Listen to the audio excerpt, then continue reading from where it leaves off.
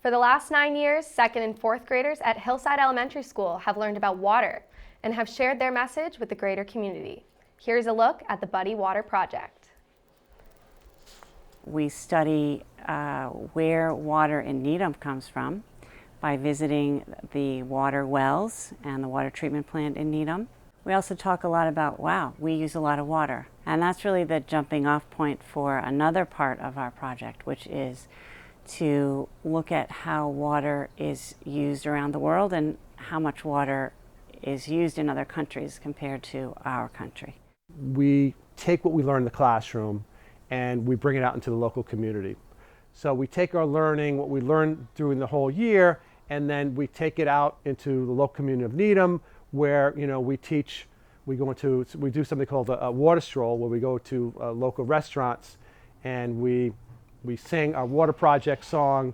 We have a little script. We read about what we've been doing all year, and so that part is more kind of an awareness campaign, just letting people know about water and how important it is, and how important it is to really take care of this natural resource of ours.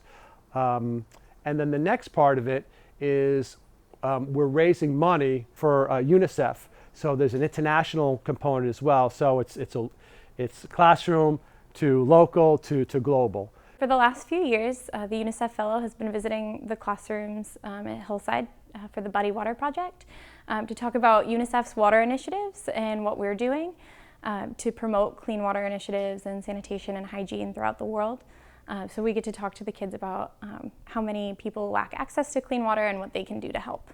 We learned through our program that in America, we use between 80, each individual uses between 80 and 100 gallons of water per day on average, which is a huge amount. And there are some other countries, especially in sub-Saharan Africa, where they use less than 10 gallons a day per person.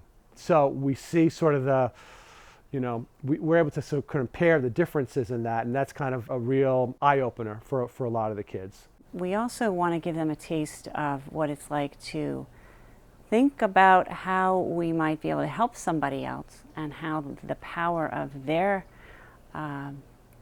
choices and their projects and effort might go towards helping somebody else in another place. Recently, the past 2 or 3 years, there was the water crisis in Flint, Michigan.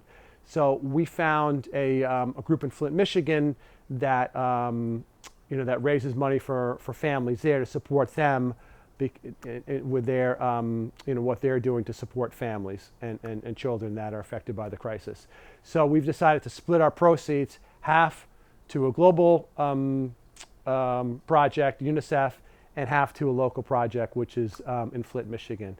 I'm hoping that out of this program, children are going to be better global citizens, to really recognize that we're all interconnected around the world, and that what they do can directly affect children elsewhere. So to be very conscious of that, and to make those decisions going forward that will be responsible as global citizens. We really want kids to understand that they have a responsibility to kind of be the stewards of our planet and take care of our earth.